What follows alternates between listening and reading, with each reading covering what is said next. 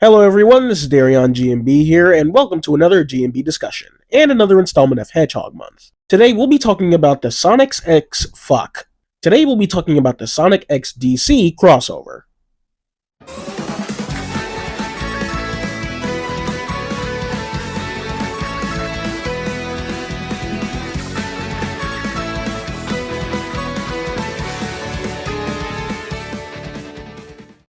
For those unaware, the Sonic franchise is in the midst of a sort of brand deal with DC Comics, which results in a ton of collaborative merchandise, but for the sake of this video, a crossover comic in which the characters of Sonic and DC cross paths.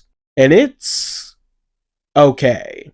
To clarify, by the time I'm making this, we're 3 issues deep into the 5 or 6 issue miniseries, and to me, it's just alright. As an avid fan of both DC and Sonic, there is a lot I enjoy here, but with how the story is being handled so far, I guess I was just hoping for a little more.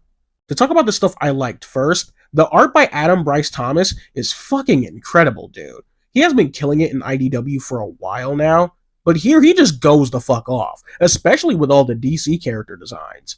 Issue 1 I think is a pretty solid issue overall, if not a bit quick-paced, which works as to quickly introduce us to our myriad of characters, their dynamics, the conflict, etc. I think all the pairings are super neat. Knuckles and Superman, Sonic and Flash, Batman and Shadow, Wonder Woman and Amy, Silver and Green Lantern, and Tails and Cyborg. All these pairings are fun and make sense within the context of each character. The ones that I go back and forth on, though, are between Sonic, Flash, and Superman. Like, you would initially think Sonic and Superman are linked in being the constant light of hope for both of their respective worlds, but then again, Sonic and Flash are just too cool of a pairing to not do, that I just kind of don't care. Even in the first issue, you can just kind of feel them wanting to blitz through so much for the sake of getting the story going. But my problem with that, and this goes for the whole miniseries thus far, is that we barely get any genuine time to sit and breathe, and we're just doing a lot in such a short span of time. I'll elaborate on that in a bit, but one of the things that irks me, and this is just a small nitpick, is this little exchange between Shadow and Batman.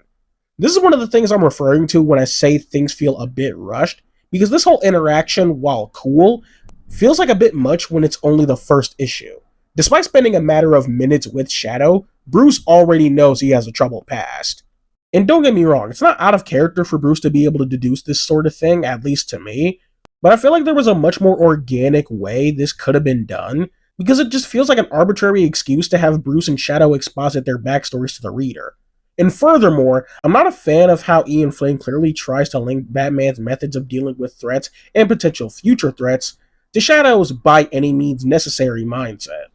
Because anybody who knows Shadow knows he ain't above killing to achieve his goals, and killing being something Batman is very much against. So this feels like such a weird thing to try and connect these two with. Speaking of Ian Flynn, I love how he just doesn't give a shit what anyone says and continues to double down on the nostalgic circle jerk of references.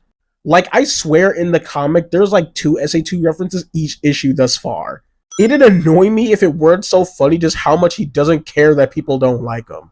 All the interactions with Sonic and Flash, however, are pure and utter gold. I saw some Sonic fans being pissy about Sonic's attitude towards who I'm gonna assume is Wally, even though he has Barry's logo. And I don't know, man, I don't think it's out of character for Sonic to throw playful jabs to Flash's way. Issue 2 gets us more into the thick of the plot and more of the characters interacting and stuff, and it's again alright.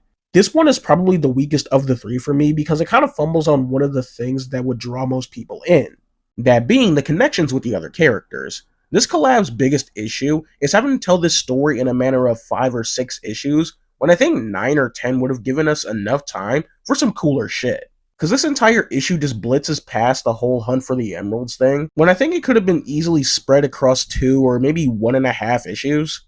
To have the DC characters properly interact with the Sonic characters in the Sonic world more, or hell, maybe even do more with Darkseid's army. They have a bunch of quick cameos from Darkseid's forces, some folks that I didn't even know existed before, and it's just so quick it almost feels meaningless. And I say all this because the end of the issue has the League, in a last-ditch effort, send the Sonic crew to the DC world to avoid impending destruction, and Batman says the League and himself are putting all of their faith in Sonic & Co.'s hands. Even though to me none of the interactions we've seen thus far make it feel all that earned.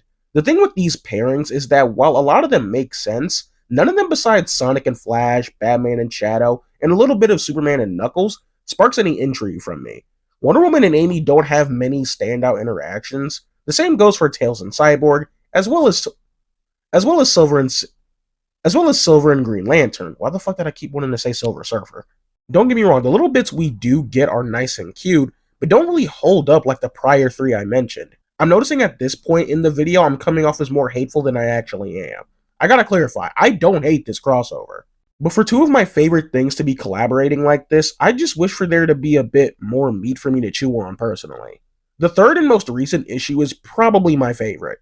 As with the Justice League's absence, the Sonic crew take it upon themselves to pick up the slack left behind by the League. Even decked out in their own cute little outfits, and yeah, easy to say it's pretty fucking cool. You get Silver kicking Sinestro's ass, Amy fighting Gorilla Grodd with Supergirl and Hawkgirl, Shadow fighting Joker and he doesn't kill him for some reason, and Sonic versus Reverse Flash. Good god, this shit goes hard as fuck. And I especially love how this comic, whether canon or not, marks the first time Sonic has used Chaos Control since Sonic 06, I believe, which is insane to think about. The bit with Luthor trying to use the Chaos Emerald on Knuckles, thinking it's kryptonite, only to have Knuckles do a heel turn after he figured it out, is comedy fucking gold, dude. But again, it sucks that this collab has to be so short, because I feel like we could have gotten more with the DC world adjusting to Sonic & Co., and vice versa. Like, this comic starts with Knuckles and Lois Lane already being well acquainted with each other, and I think it could have been fun to see all the other important folks in the League members' lives adjust to Sonic & Co. temporarily taking their place.